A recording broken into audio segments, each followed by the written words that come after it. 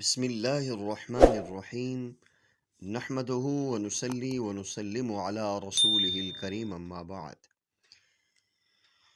زندگی کی مشکلوں سے ہر انسان پریشان ہے۔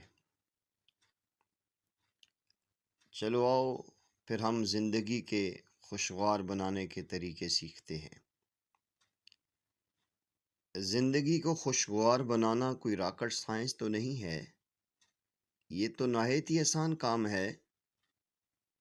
اس کے لیے زیادہ کچھ نہیں کرنا پڑتا، بس کبھی کہیں تھوڑا سا صبر کر لیں، کبھی کہیں تھوڑا سا اپنے غصے کو پی لیں، تو کبھی کہیں تھوڑا سا جھک جائیں، کبھی کسی سے معافی مانگ لیں تو کبھی کسی کو معاف کر دیں، ہماری زندگی نہایت ہی حسین ہو جائے گی۔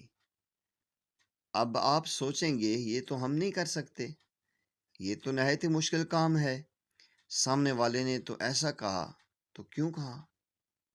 اب جب تک ہم منہ توڑ جواب نہیں دے لیتے، بدلہ نہیں لے لیتے، تب تک تو ہمیں سکون نہیں ملے گا۔ لیکن حقیقت یہ ہے، یہ سب کچھ کر لینے کے بعد بھی، منہ توڑ جواب لینے کے بعد بھی، بدلہ لے لینے کے بعد بھی ہمیں سکون نہیں ملتا۔ یہ حقیقت ہے۔ آخر کیوں؟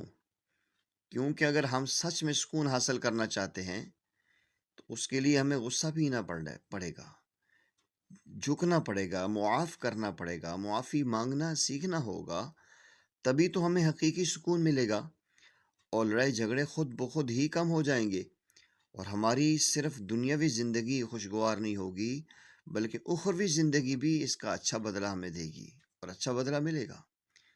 ورنہ غصے میں ہم ایک دن میں سب کچھ برباد کر بیٹھیں گے، اپنی دنیا بھی اور آخرت بھی۔